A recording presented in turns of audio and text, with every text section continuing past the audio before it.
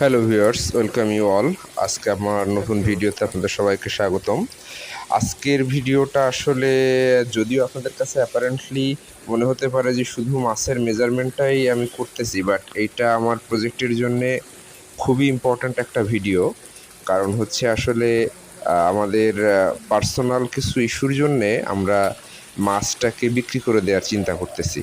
এইটা চিন্তা করতেছি যে কারণে, সেটা হচ্ছে যে ব্যক্তিগত কিছু কারণে ব্যস্ততা যাবে এবং প্রজেক্টে হয়তো 3 দিন 4 দিন 5 দিন কেউ আসতে পারবো না, এরকম একটা মানে সময় আমাদের সামনে আছে। তো এই যেহেতু আমরা আসতে পারবো না, মাছের মেনটেনেন্স করাটা কঠিন।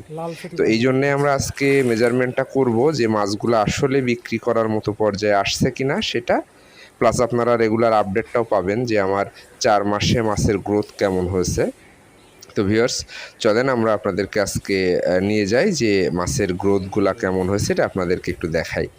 তো আপনারা যারা আমার চ্যানেল নিয়মিত দেখেন অ্যাগ্রো এক্সপ্লোরার বিডি, তারা অবশ্যই আমার আগের ভিডিওতে দেখেছেন যে আমি মাছের গ্রোথটা আপনাদেরকে দেখিয়েছি। তো আসুন তারপর থেকে আমরা কেমন গ্রোথ হয়েছে এটা আপনাদের সাথে আজকে একটু শেয়ার করি। তো এখন আমি যে ট্যাঙ্কিটাতে আছি, আপনারা যারা আমার আগের ভিডিওগুলো দেখেছেন আপনারা জানেন আমার 2টা ট্যাঙ্কি। এটা হচ্ছে বড় মাছগুলা এই ট্যাঙ্কিটাতে আছে। আমরা বড়টার মেজারমেন্টটাই প্রথমে নিব। তো অলরেডি মাছ আমরা ধরে ফেলেছি, কিছু মাছ উঠে গেছে। তো এখন আমরা মেজারমেন্টগুলা নিব। তো মেজারমেন্ট নিলে আপনারা দেখতেই পারবেন গ্রোথ কেমন আসছে। আর তার আগে, মেজারমেন্ট শুরু করার আগে অবশ্যই আমার চ্যানেলটা সাবস্ক্রাইব করুন। সাবস্ক্রাইব না করলে আমার পরবর্তীতে আমি কি করতেছি এটা আপনারা জানতে পারবেন না, ভিডিওগুলো মিস করবেন। তো ভিউয়ার্স, আমরা প্রথম স্যাম্পল বেসিসে এই মাছগুলা ধরলাম। আসুন আমরা এখন ওয়েট নিব এবং আমাদের সাথে আপনারা দেখতে পারবেন যে মাছের আমার গ্রোথ কেমন আসছে। আমি একটু আপনাদেরকে বলে রাখি যে আমি এই মাছগুলা 4.5 মাস, কিছু 4 মাস কিছু 5 মাস আগে ছাড়া, 2 লেভেলে আমার মাছটা ছাড়া। তো আমি মোটামুটি 70 থেকে 100 গ্রাম এই সাইজের মাছ ছেড়েছিলাম। তো দেখা যাক আমার ট্যাঙ্কিতে কেমন গ্রোথ আসলো। এই ট্যাঙ্কিটাতে বেশিরভাগ মাছই 5 মাস ছাড়া হয়েছে, এটা আমার আগের ট্যাঙ্কি। তো প্রথমে আমরা সবচেয়ে বড় মাছ যেটা পেলাম এইটাই আমি একটু নিচ্ছি, ওয়েটটা দেই, দেখা যাক কতটুকু আসে। দেখে বেশ বড়ই মনে হচ্ছে, 717 গ্রাম। তো এত বড় হবে আসলে আশা করি নাই।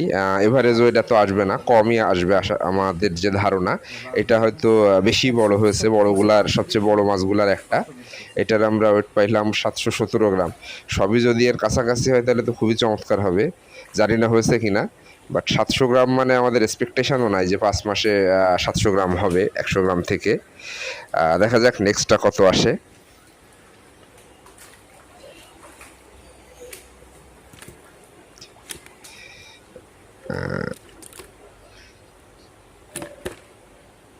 এইটা আসলো,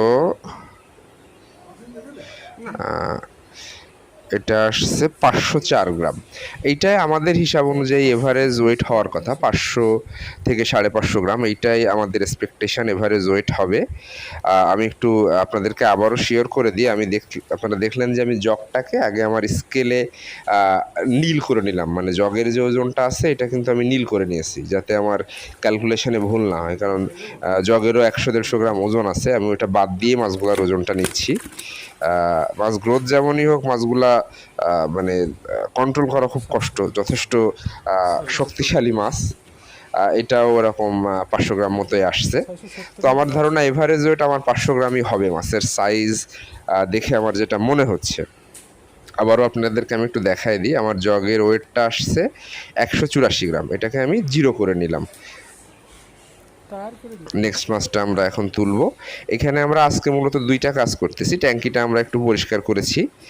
আপনারা যারা আমার আগের ভিডিওগুলো দেখেছেন তারা জানেন যে আমি নিয়মিত ট্যাঙ্কিটা পরিষ্কার করি, সেটাও করা, সাথে মাছগুলোর একটু ওয়েটও নিয়ে নেয়া, যাতে 2টা মেজারমেন্টই আমি 2টা কাজই একবারে হয়ে যায়। এটাও ওরকমই হবে মনে হচ্ছে, 450 গ্রাম। তো ট্যাঙ্কিটা আমরা অলরেডি পরিষ্কার করে ফেলেছি। এখন স্যাম্পল বেসিসে আমরা মাছগুলার ওয়েটটা নিচ্ছি এবং যেটা করতেছি যে আমার মাছগুলা কোনো মাছ রোগাক্রান্ত হয়েছে কিনা বা গায়ে কোনো ঘা বা দাগ আছে কিনা এগুলো একটু চেক করতেছি। তো মোটামুটি আমরা একটা আন্দাজ করে ফেলেছি যে কোন সাইজের মাছের কেমন ওয়েট হতে পারে। তো এই জন্য সব মাছ আসলে তো মাপা সম্ভব না। মোটামুটি যেগুলো আমাদের মনে হচ্ছে যে এগুলার ওয়েটের একটা হিসাব আমাদের চলে আসছে, এগুলো আমরা দেখে দেখে ছেড়ে দিচ্ছি। আর যেগুলো একটু সাইজ বড় বা ছোট মনে হচ্ছে বা যেগুলো দেখে আন্দাজ করতে সমস্যা হচ্ছে, এরকম একটা দুইটা মাছ আমরা এখন মাপবো। তো ভিউয়ার্স, আমরা মেজারমেন্টটা নিতে থাকি। এই মাছটা আমাদের একটু ছোট, তো দেখি এইটার কেমন ওয়েট আসছে।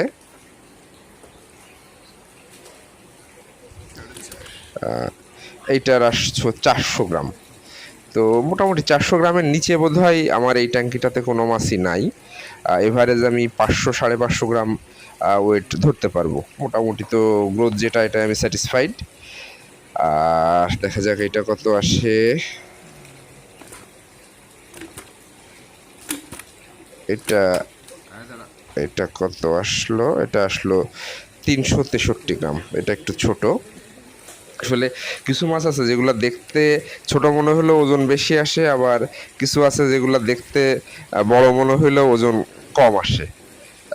তো দেখেন যে এই মাছটা আর আগের মাছটা দেখতে একই রকম সাইজ ছিল, এটা কিন্তু আবার 500 গ্রাম। আগেরটা আসতে অনলি 363 গ্রাম। এইটা কিছু ওয়েট কম বেশি হয়। তো মোটামুটি আমরা একটা ধারণা পেয়ে গেছি আগের ট্যাঙ্কিটাতে যে এটা আমাদের 500 গ্রাম এভারেজ আমরা ধরতে পারবো। পাশের ট্যাঙ্কিটাতে আমরা চলে আসছি। এটার এই মাছগুলো ছোট, শর্টিং করে আমরা ক্যাটাগরি করে বড় মাছগুলাতে ওটাতে দিয়েছিলাম, এটাতে কম্পারেটিভলি ছোটোগুলা দিয়েছিলাম। দেখা যাক এইটার ওয়েট কেমন আসছে। আমার ধারণা 300 থেকে 350 গ্রাম এভারেজ এই ট্যাঙ্কিটাতে আমরা পাবো, কারণ এখানে যেহেতু বেছে বেছে ছোটো মাছগুলাকেই রাখা, বড়গুলাকে সব ওই পাশে শর্টিং করে নিয়ে যা। দেখা যাক কত পাই। এটা আমরা পাচ্ছি 500 গ্রাম। বাবা, 500 গ্রামের মাছ ওই ট্যাঙ্কিতে রয়ে গেছে, ভাবি নাই। মানে ছোটগুলোর ভিতরেও কিছু কিছু মাছ আসলে বড় হয়ে গেছে। এটা 500 গ্রাম। তো মোটামুটি ভিউয়ার্স, আমরা মেজারমেন্টটা নিতে থাকি। আর কিছু বিষয় আমি আপনাদের সাথে শেয়ার করি।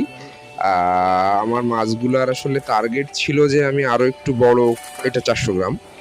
মাছগুলোর টার্গেট যদিও আমি আপনাদের সাথে আগে শেয়ার করেছি যে একটু বড় করেই বিক্রি করার, 1 কেজি প্লাস। বাট দুইটা কারণে আসলে আমাকে আমি এখনো সিদ্ধান্ত নেই নাই যে মাছ বিক্রি করব না।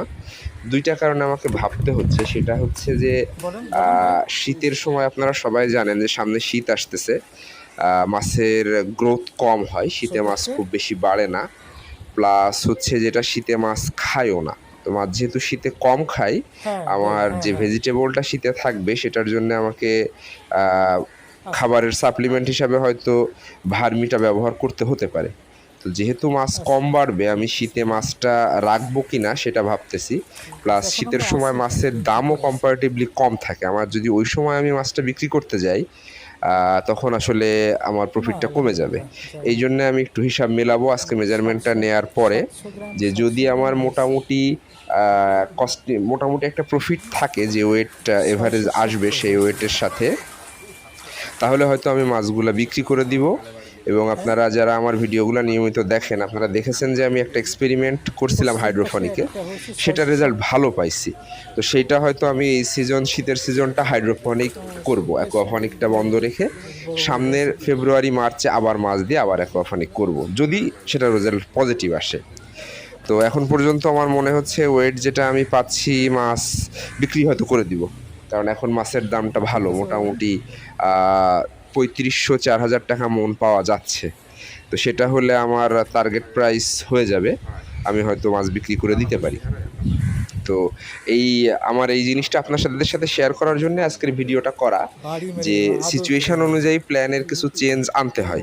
আমি এখন যদি এই মাছগুলাকে রেখে দিই, হয়তো আমার কস্টিংয়ের তুলনায় প্রফিট কমে যাবে, কারণ শীতে মাছের দাম পাবো না, মাছ বাড়বে না, আবার ওইদিকে আমার ভেজিটেবল সাফিসিয়েন্ট খাদ্যও হয়তো পাবে না। এই বিষয়টা আমি আপনাদের সাথে আজকে একটু শেয়ার করলাম। আর আমার ডিটেলসগুলো যারা কিভাবে আমি কি করি জানতে হলে অবশ্যই আমার আগের ভিডিওগুলো দেখুন। চ্যানেলটা সাবস্ক্রাইব করতে ভুলবেন না, তাহলে নতুন আপডেটগুলো মিস করবেন। যদি কোনো আপনাদের কিছু জানার থাকে অবশ্যই কমেন্টে জানাবেন। কোনো কিছু মন্তব্য থাকলে, কোনো সাজেশন থাকলে কমেন্ট করতে ভুল করবেন না। Thank you.